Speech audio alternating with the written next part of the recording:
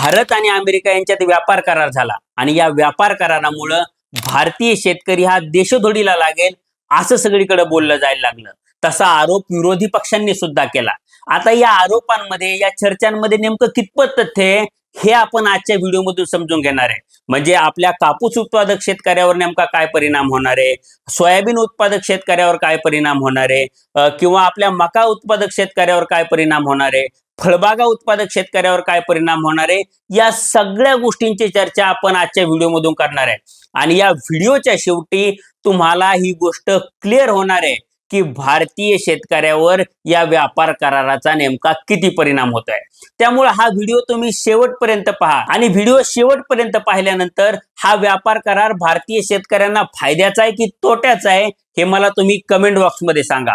सोबतच तुम्ही जर अजूनपर्यंत लॉजिकल सिद्धांत आपल्या युट्यूब चॅनलला सबस्क्राईब केलं नसेल तर आधी आपल्या चॅनलला तेवढं सबस्क्राईब करा. नमस्कार, मी सिद्धांत आणि लॉजिकल सिद्धांत आपल्या युट्यूब चॅनलवर तुमचं अगदी मनपूर्वक स्वागत आहे. भारत आणि अमेरिकेच्या व्यापार करारात सर्वाधिक चर्चा होते ती म्हणजे अमेरिकन शेतीमालाला भारतीय मार्केटचा जो ऍक्सेस मिळालाय त्या ऍक्सेस बद्दल. आता आपल्या वाणिज्य मंत्र्यांनी आपल्याला काय सांगितलंय तर आम्ही भारतीय शेतकऱ्यांचं किंवा शेती अर्थव्यवस्थेचं प्रोटेक्शन केलंय, संरक्षण केलंय असं त्यांचं म्हणणं आहे. आता वाणिज्य मंत्र्यांच्या या दाव्यात कितपत तथ्य आहे हे आपण पिकागणिक समजून घेऊ. म्हणजे प्रत्येक पिकाला किती प्रमाणात ऍक्सेस मिळालाय आणि त्याचा भारतीय शेतकऱ्यावर काय परिणाम होणार आहे हे आपण समजून घेऊ. तर त्यातलं पहिलं पीक म्हणजे सोयाबीनचं पीक आहे.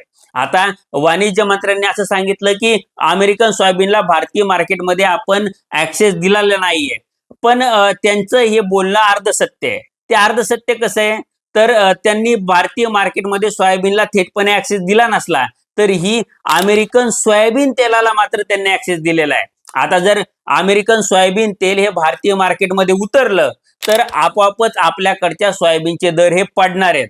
कारण की आपल्याकडच्या सोयाबीनचे दर हे तेलाच्या दरावर ठरलेले असतात किंवा पेंडीच्या दरावर ठरलेले असतात.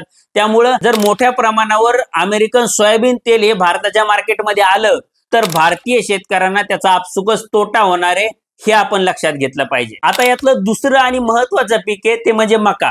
म्हणजे अमेरिकन मकेला आम्ही भारतीय मार्केटचा ऍक्सेस दिलेला नाहीये किंवा भारतीय मार्केटमध्ये प्रवेश दिलेला नाहीये असं सरकारचं म्हणणं आहे. पण हे म्हणणं सुद्धा अर्धसत्य किंवा अंशतः खोटं आहे. ते कसं तर भारताने जरी मका आयात केलेली नसली तरी ही DDG म्हणजे ड्राय डिस्टिलरी ग्रेन हे पशुखाद्याचा एक प्रकारे तो आयात केलेला आहे आणि या प्रकारामध्ये मका वापरली जाते. ते कसं तर भारतामध्ये आपण जे इथेनॉल तयार करतो ते आपण ऊसापासून तयार करतो, पण अमेरिकेमध्ये जे इथेनॉल तयार केलं जातं ते मकेपासून किंवा सोयाबीन पासून तयार केलं जातं आणि त्याच्यामध्ये जे चिपाड उरतं किंवा इथेनॉल निघाल्यानंतर जे आपण भुसकट म्हणतो ते जे चिपाड आहे किंवा भुसकट आहे ते म्हणजे DDG. आता ते पशुखाद्यामध्ये मोठ्या प्रमाणावर वापरलं जातं किंवा खूप न्यूट्रिशियस असतं असं सांगितलं जातं. आता हे DDG जर भारतीय मार्केटमध्ये आलं तर हे मकेला खूप मोठा सबस्टिट्यूट असणार आहे किंवा DDG मुळे सोयाबीनचे भाव सुद्धा पडणार आहेत. ते कसे तर DDG हे पशुखाद्य आहे आणि सोयाबीनचे दर हे तेलाबरोबरच सोया पेंडीवर सुद्धा ठरतात. म्हणजे सोया पेंडीचा जर खप जास्त असेल किंवा भाव जास्त असेल तर सोयाबीनला आपल्याकडे दर जास्त मिळतो. आता हा विचार केला तर या DDGचा दुहेरी तोटा आहे किंवा दोन तोटे आहेत. तो म्हणजे मकेचा दर सुद्धा पडणार आहे आणि सोयाबीनचा दर सुद्धा पडणार आहे.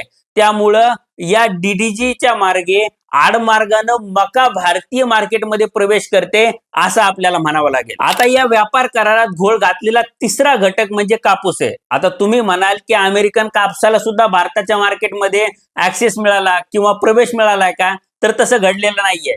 पण अमेरिकेनं इकडं बायपास किंवा दुसऱ्या मार्गानं घोळ घातलाय. तो कसा तर अमेरिकेनं 0% टॅरिफनं बांगलादेशला कापूस देण्याची तयारी दर्शवली आणि बांगलादेशचं जे टेक्स्टाईल आहे ते टेक्स्टाईल अमेरिका 0% दरानं विकत घेणार आहे. आता जर तुम्हाला जागतिक मार्केटचा अभ्यास असेल तर तुम्हाला माहिती असेल की भारताची आणि बांगलादेशची टेक्स्टाईलच्या सेक्टरमध्ये खूप मोठी स्पर्धा आहे आणि अमेरिकन मार्केटसाठी मोठ्या प्रमाणावर ही स्पर्धा होत असते. आता बांगलादेशी टेक्स्टाईलवर जर 0% टॅरिफ लागणार असेल आणि भारतीय टेक्स्टाईलवर जर 18% टॅरिफ लागणार असेल तर अमेरिकेचं मार्केट हे भारताच्या हातातून पूर्णपणे निसटणार आहे, हे आपण लक्षात घेतलं पाहिजे. कारण की टेक्सटाईलमध्ये 1% किंवा 2%च्या मार्जिनच खूप मोठे करार किंवा खरेदी विक्री होत असते. त्यामुळं 18%चं जर मार्जिन बांगलादेशला मिळालं तर त्यांचं टेक्सटाईल हे स्वस्त असणार आहे, हे साहजिक आहे. आणि त्यामुळं अमेरिकेचं टेक्सटाईल मार्केट हे भारताच्या टेक्सटाईल कंपन्यांच्या हातातून जाणार आहे, हे आपण लक्षात घेतलं पाहिजे.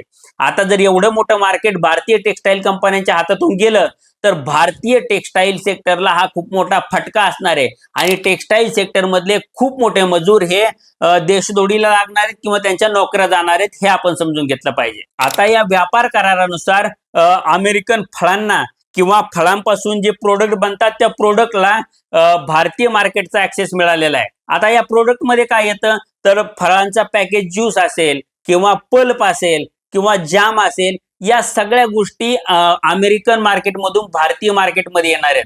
आणि यामुळं आपले जे फळ उत्पादक शेतकरी आहेत यांना मोठ्या प्रमाणावर तोटा होणार आहे. आणि त्यामुळं कापूस किंवा सोयाबीन यामध्ये तोटा होतोय म्हणून ज्यांच्याकडे थोडंफार पाणी आहे असा भारतीय शेतकरी हा काही प्रमाणात फळबागेकडे वळाला होता आणि त्यातून त्याला 4 पैसे मिळत होते. आता ते 4 पैसे सुद्धा अमेरिकन शेतकरी या भारतीय शेतकऱ्याच्या खिशातून काढून नेणार आहे, असं म्हटलं तर वावगं ठरणार नाही. आता ही सगळी परिस्थिती बघितल्यानंतर आधीच अडचणी सापडलेल्या किंवा कर्जबाजारी झालेल्या आपल्या शेतकऱ्याचे पाय हे आणखी खोलात जाणार आहेत, हे आपण लक्षात घेतलं पाहिजे.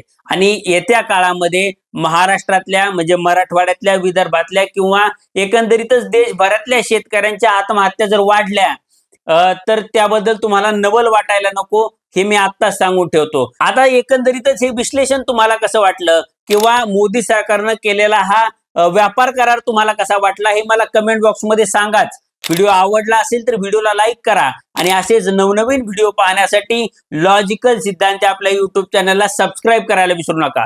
धन्यवाद.